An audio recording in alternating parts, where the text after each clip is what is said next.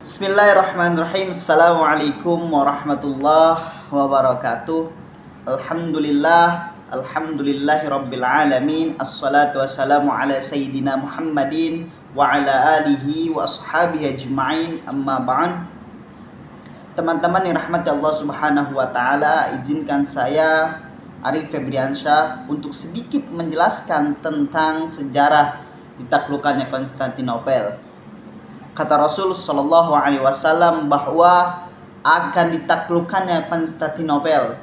Dari semenjak itu janji Rasulullah Shallallahu Alaihi Wasallam selama 825 tahun itu, sehingga baru terlaksana, baru terjadi penaklukan Konstantinopel. Dari beberapa kisah, dari beberapa raja, dari beberapa sultan yang telah menggerakkan pasukannya untuk mendobrak abrik pintunya, Konstantinopel tetap gagal. Tetapi selama 825 tahun ini janji Rasulullah tidak bohong. Wala ni'mal amiruha, bahwa panglimanya terbaik, seseorang yang terbaik, keimanan kepada Allah Subhanahu wa taala dan terbaik. Kata Rasul, namanya sama denganku. Siapa dia? Yakni Muhammad Al-Fatih. Beliau adalah seorang pemuda baru umur 20 tahun menjadi seorang panglima perang, sudah bisa mendobrak, menaklukkan Konstantinopel. Begitulah kehebatan Muhammad Al-Fatih. Dalam sejarah bahwa Konstantinopel ini mempunyai tembok yang besar yang sulit untuk ditaklukkan, sehingga wilayah ini strategis.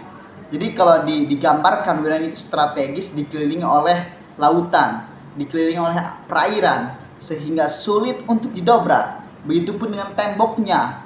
Temboknya itu ukurannya hampir setebal 3 meter kalau nggak salah. Terus ketinggiannya pun hampir 6-10 meter. Jadi ada 3 tembok yang menjaga atau melindungi, mengamankan kota Konstantinopel, sehingga sulit untuk didobrak. Hanya Muhammad Al-Fatih lah yang mampu mendobrak dan mampu menaklukkan kota Konstantinopel. Teman-teman dirahmati Allah Subhanahu wa taala, ketika itu Muhammad Al-Fatih berputar pikiran bagaimana caranya untuk menaklukkan Konstantinopel. Jadi ada kisah bahwa ada satu yang perakit bom, yang mana dia tinggal di Konstantinopel, tapi tidak ada kejelasan, kejelasan tentang kehidupannya. Apakah mau diberi kerjaan untuk membuat bom, tapi selama 1 tahun dia nganggur lah ibaratnya, sehingga penghasilan tidak ada. Setelah itu dia pergi dari kota Konstantinopel. Nah, qadarullah dia bertemu dengan Muhammad Al-Fatih. Muhammad Al-Fatih menceritakan tentang kisahnya, tentang niatnya bahwa ingin menaklukkan Konstantinopel dengan tembok yang sekuat itu. Kata yang diajak obrol itu namanya Urban dari pembuat rakit dari Konstantinopel. Kebetulan saya tinggal di sana sudah berapa lama, jadi saya tahu ketebalan dan kekuatan tembok itu. Saya bisa membuatkan bom untuk menghancurkan tembok itu. Dari situlah perjanjian antara Urban, sang perakit tembok, sang perakit bom itu, dengan Muhammad Al-Fatih. Dibuatkanlah bom yang namanya The Great Turkish Bomba. Kalibernya itu 0,7 km, beratnya 18,2 ton, panjangnya 5,2 meter, jarak tembaknya itu 1,6 km. Kata Muhammad Al-Fatih, bagus nih senjata, keren, tetapi buat saya 2 kali lipat. Kata Urban, bagaimana caranya? Ya terserah ente lah. Ente kan yang membuat bom, kata Muhammad Al-Fatih seperti itu. Akhirnya dibuatkan bom-bom itu sebanyak 69 meriam Ukuran standarnya itu 4 sampai 5 meter. Itu ukuran standar ya, dan yang selebihnya banyak ukuran yang besar untuk menghancurkan tembok Konstantinopel. Dan sekarang masih ada. Itu yang ukuran standar itu masih ada di di museumnya di Inggris, bukan di Istanbul ternyata, karena dipinta oleh Raja Inggris ketika itu.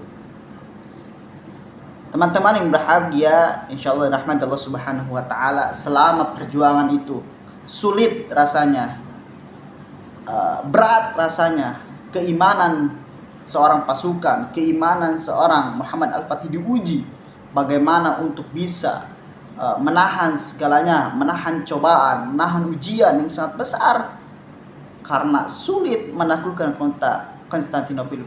Berbagai ide dikeluarkan, tetap gagal. Akhirnya pada tanggal 6 April pada tanggal 29 Mei 1953 terjadilah penaklukan Konstantinopel. Alhamdulillah, dengan berbagai cara yang telah dikeluarkan, akhirnya Konstantinopel menyerah. Karena ketika peperangan itu ada satu kalimat yang sangat nyentuh di dalam hati saya pribadi, adalah kata ishkariman au mut syahidan, mati hidup mulia atau mati syahid. Ishkariman au mut syahidan. Nah, kalimat ini yang bisa mengobar-abirkan semangat, api pengorbanan, api semangat yang ada di dalam hati seorang pasukan ketika itu. Kalimat ini ishkariman au mut syahidan, tolong catat teman-teman. Mungkin hanya itu yang bisa saya sampaikan, kurang lebihnya mohon maaf. Wabillahi taufiq hidayah. Apabila banyak kekurangan, kesalahan di dalam diri saya, di dalam penjelasan saya, karena ini adalah cerita singkat saja. Jadi kalau ceritakan panjang sekali, jadi saya singkat menjadi kurang lebih 7 menitan lah. Lebih 7 menitan. Jadi singkat saja, semoga bisa dipahami. Artinya, pesannya, kesimpulannya bahwa tetap semangat teman-teman menjalani kehidupan. Muhammad Al-Fatih saja bisa di dalam umur 20 tahun. Tentu kita juga bisa, karena kita di umur 20, 21, 22. Tentu bisa. Ujian itu bisa kita taklukkan ketika kita laksanakan. Karena kehidupan bukan perihal tentang bisa atau enggak, tapi perihal tentang mau atau tidak. Sekian dari saya. Bila taufiq hidayah wal afu minkum. Assalamualaikum warahmatullahi wabarakatuh.